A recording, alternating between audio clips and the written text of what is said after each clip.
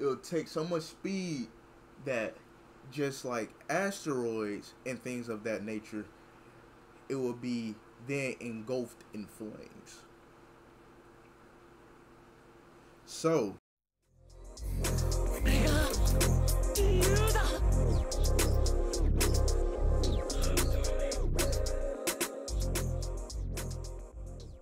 what's going on, y'all boys? It's your man MK, aka Bonnet Boy, in the building. Now listen, the most dangerous nukes ever. Well, the most dangerous nuke experiments ever. As you can see from the first freeze frame, this finna be some big shit. So I ain't gonna hold y'all boys no longer. The only thing I ask you to do is a like, comment, subscribe, share with your mom, dad, sister, brother, niece, nephew, grandma, grandpa, cat, dog, and that motherfucking hog. You know what I'm saying? Let's go ahead and get right into the video, man. Massive bomb into the Mariana Trench. But we're not stopping there. We're also going to nuke a hurricane and a volcano. What happens when you drop one of the deadliest weapons known to man into the world's greatest natural wonders?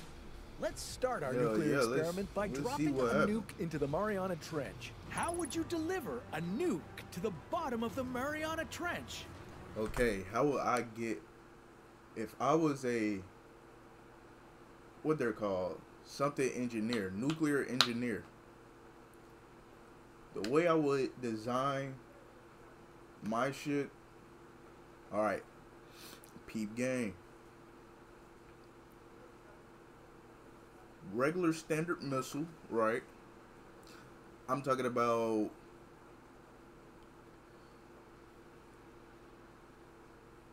thick at the base, come up, slim at the waist. Then at the tip, it will be like some type of, like, you know how there are drilling tools and shit? It will be like what they have on the drill tools, right? So it'll be like a spiral going up that will also, it will be also moving. So as the rocket, as the nuke comes down, boom, right? But not boom yet. It's gonna be a 10-second delay on the explosion. So in those 10 seconds, it's just gonna be straight penetrating the earth or the surface that, you know what I'm saying, that it's trying to get through, just by the sheer speed and velocity of the combustion of the rocket fuel of the rocket fuel, pushing it down into the ground as it's spinning, as the blades are spinning at the same time. It's getting rid of all the dirt, rocks, you know what I'm saying, and it's going to be pushing up, so on and so forth, right? And but wait, if we're talking about how we would get to the Mariana Trench, it's with water. So would it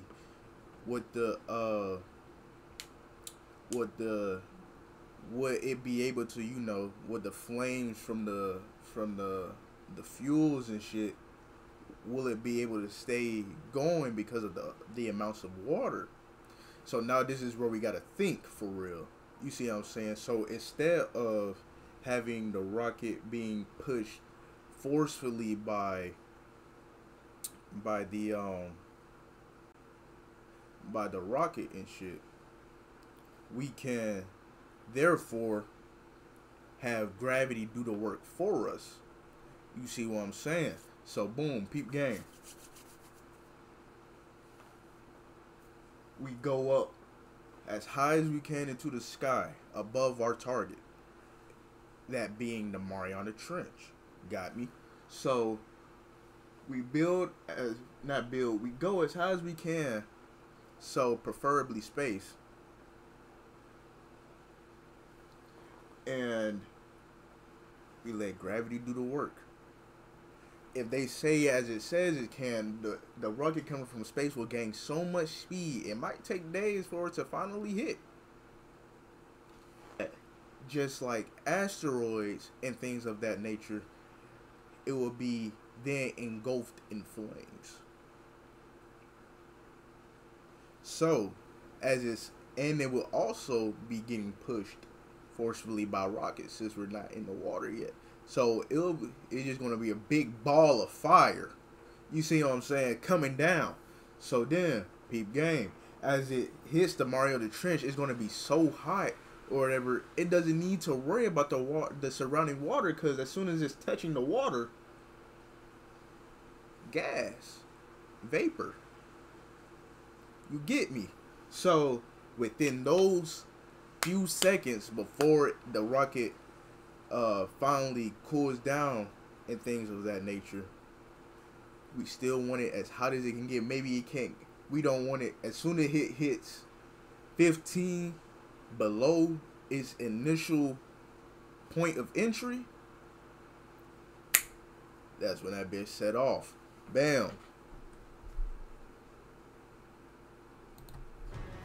What would this underwater explosion be like? And what kind of destruction would it cause? I know the surrounding area is going to be... This is What If. And here's what would happen if we nuked the Mariana Trench. Welcome to the deepest, darkest depths of the ocean.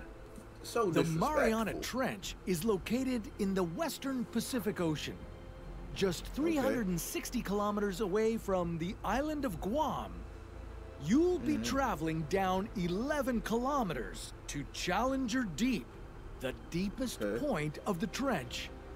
Here, you could stack about 30 Empire State Buildings on top of each other before hitting the surface.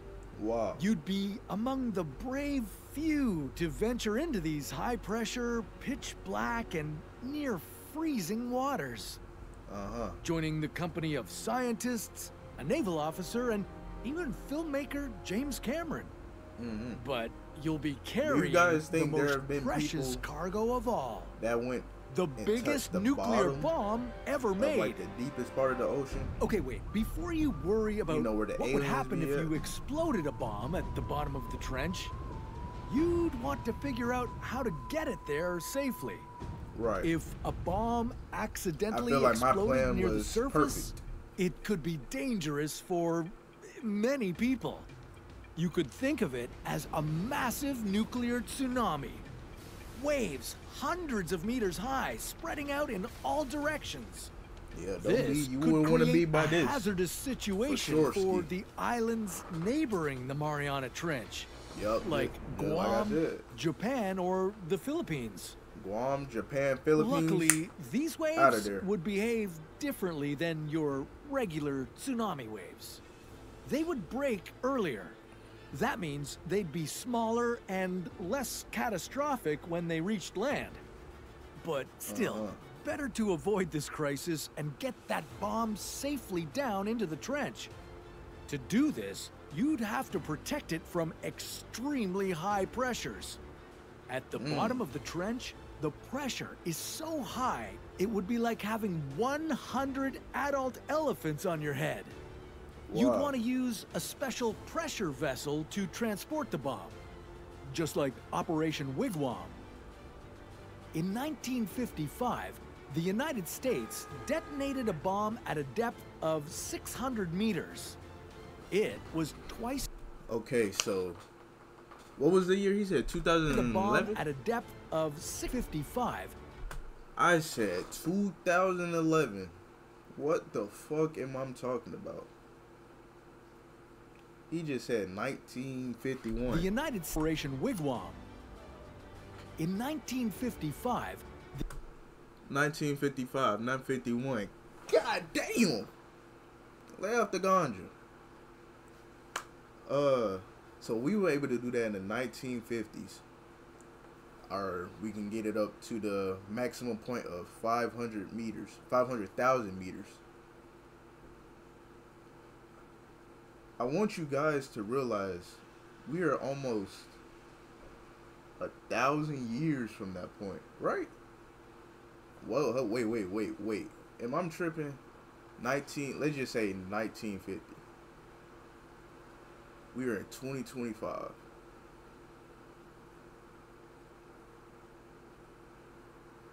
Hold on. 2020, we are in 2025, 1950. Let me see something.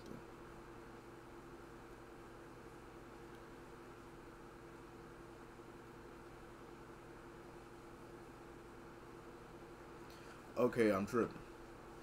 We are, so 2025 from 1950 is 75 years. Literally, in 25 more years, we would have, that's 100 years ago. What do you think some of the smartest people in the world, that being nuclear engineers and things like that, things of that nature, niggas who are building bombs and shit, the most qualified, smart people in their field, right? What do you think they are able to accomplish in 100 years? 500,000. I think we're probably at this rate. If they can get 500,000 in 1 year, they can get 500,000 in the next, 500,000 in the next after that. A fucking prodigy could have came in and goddamn pushed that shit 200,000 more instead of 500. I mean, not 200,000. 200 times more from 500,000. And then the people out there that gonna have their work, their knowledge, what their fucking groundbreaking work was 10 years ago is goddamn basic knowledge. Now it's like, damn. I believe we've been at the bottom of the ocean. We've seen some shit we are not, the common human would not want to see. The common person would not want to see that shit. It's probably some crazy shit. Some shit we can't think of. Cthulhu can be probably down in that. Cthulhu in the bottom of that bitch. The United States detonated a bomb at a depth of 600 meters. It was twice as powerful as the bomb dropped on Hiroshima. The explosion generated a massive bubble across the water, and deadly radioactive contamination spread across 13 square kilometers. But your bomb would be the largest nuke ever created.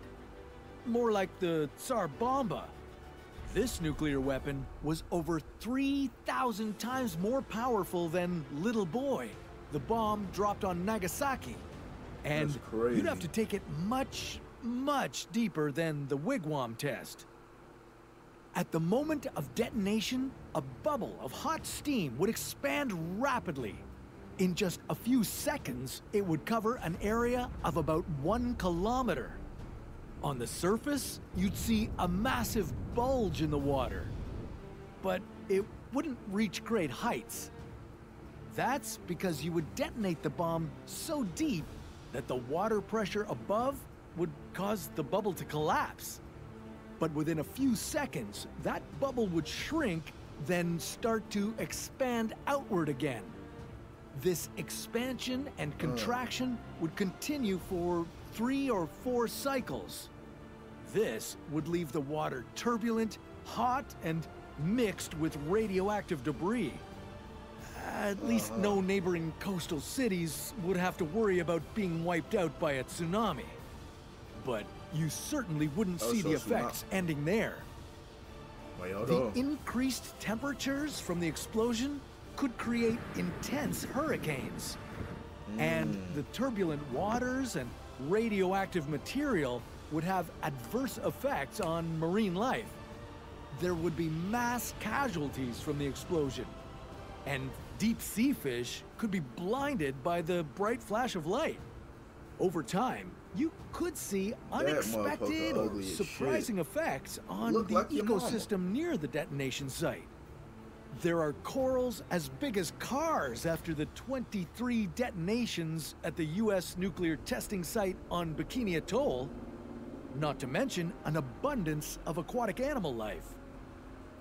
But you could see mutations of marine life after a while. Now, that's what would happen if we nuked the Mariana Trench, but let's move our nuclear weapons from the sea all the way to the sky. Okay. Let's nuke a It's where the hurricane. big boys come. Now, nuking a hurricane sound wild as shit.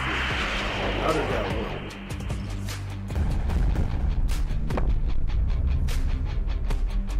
Show me.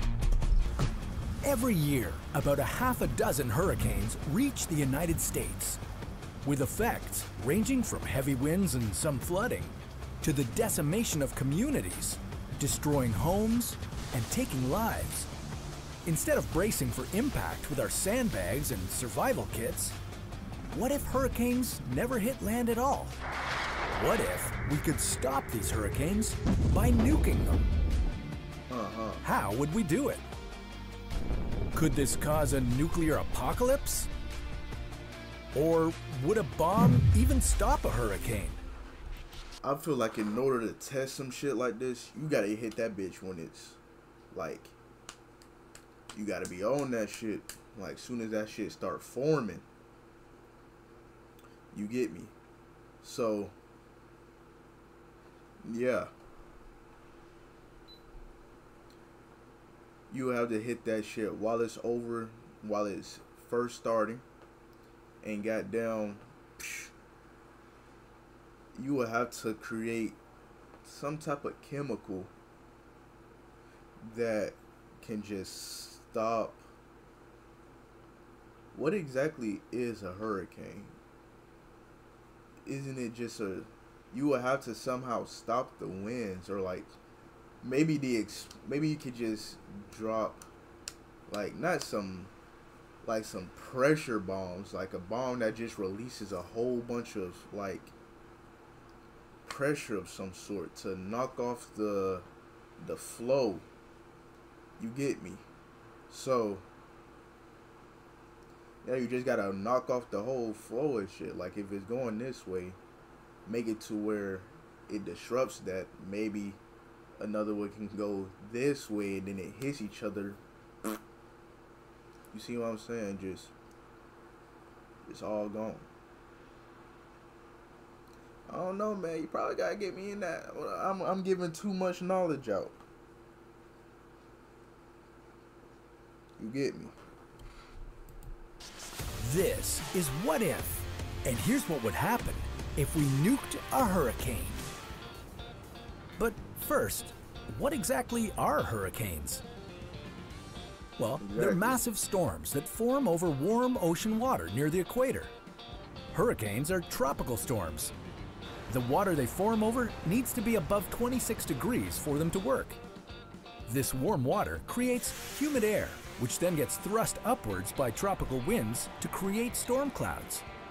Lighter winds outside the clouds steer them and help them grow. This cycle keeps happening until the storm has winds of at least 119 kilometers per hour. At that point, it's called a hurricane. They're usually about 160 kilometers in diameter and can be nearly as large as the state of Texas. Oh yeah, and did we mention that these things can last for days? You definitely don't want this coming to your home, so let's nuke it. Believe it or not, the idea of nuking hurricanes isn't new. It's been proposed for decades, dating back to the 1950s. The idea works like this. A submarine would travel underwater to below the eye of the storm. Once there, the sub would launch the nuclear bomb, creating an explosion intended to blast out all the hot air and bring in cold air, which is denser. The cold air would slow down the wind and stop the hurricane. Okay, we have our nuke and are ready to launch it. There it goes. And, well, nothing happened. The hurricane is still there. That can't be good. The reason nothing would happen is because of the amount of energy a hurricane produces. According to the National Oceanic and Atmospheric Administration, the heat released from a hurricane is equal to a 10-megaton nuclear bomb exploding every 20 minutes. In 1990, all of humanity used 20% less energy than a single hurricane produces. So the average bombs of today would hardly make a dent on a hurricane. Not only that, the hurricane would carry all that radiation, plutonium, and other civilization-destroying materials from the air down to the land. As if a regular hurricane wasn't bad enough, we'd now have a radioactive one. As it moved across America, it would destroy cities with its wind and water while also dumping radiation on them. Okay, let's try this again. That'd be bad. Drop it from the sky. This time, we'll use an even bigger bomb. And we mean really big. To have enough energy and force to stop a hurricane, you'd need more than 100 atomic bombs. But to keep it simple, let's pack all that power into one giant bomb. If we released such a massive bomb, it would surely stop the most epic of hurricanes. But once the dust settles, you'd quickly realize that you destroyed most of the Earth in the process. So, whichever way you attempt it, nuking a hurricane is not a good idea. And, unfortunately, the number of hurricanes continues to increase. Researchers say that the warming of the oceans due to climate change is a reason why hurricanes are getting stronger and more frequent. And no, we can't nuke that problem either. So, nuking a hurricane is a terrible idea. Okay, for our last hypothetical experiment, let's try putting these nukes to good use by detonating them inside of a volcano. What happens next? Volcanoes.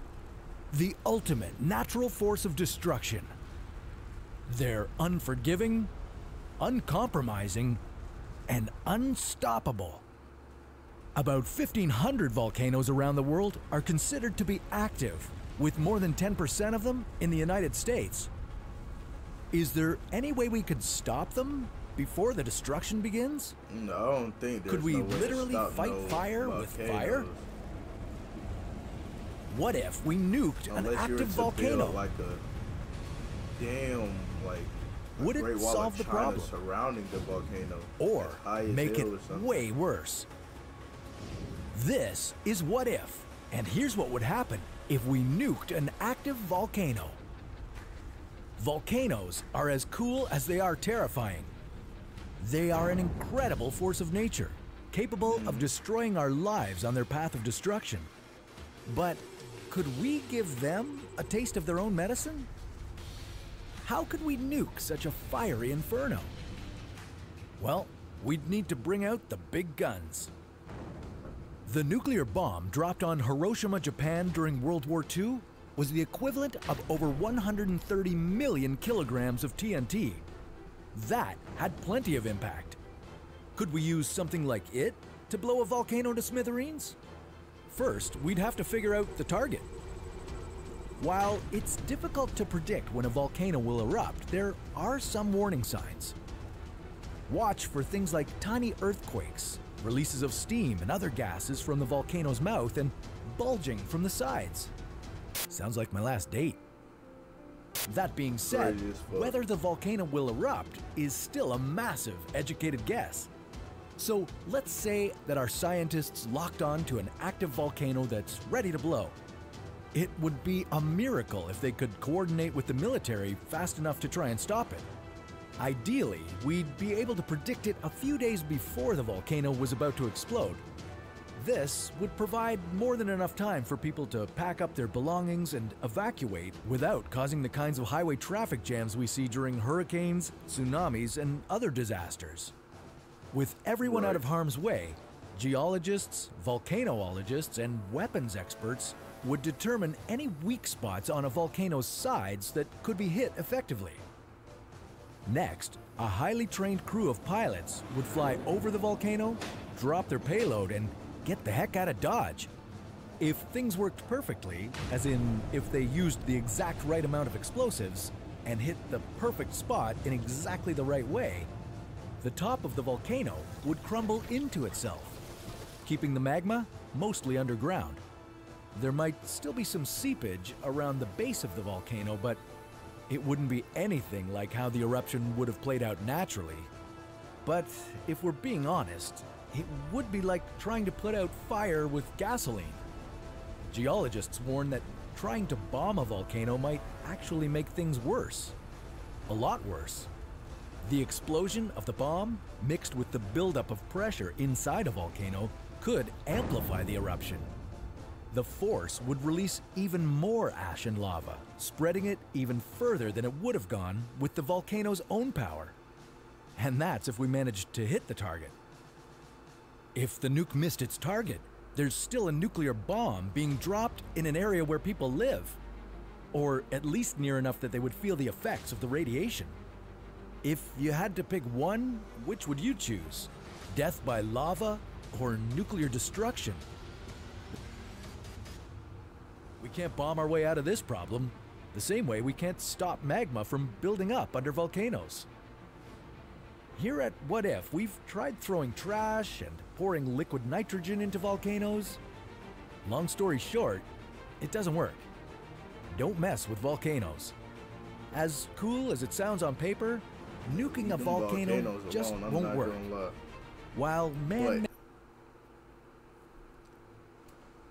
I feel like my plan was still better about getting rid of the hurricane and on how I would get my rocket to the Mariana Trench.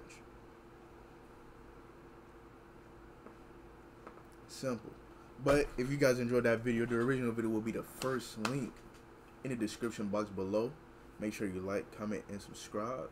Share with your family, friends, enemies, frenemies. And I'll see you guys in the next one.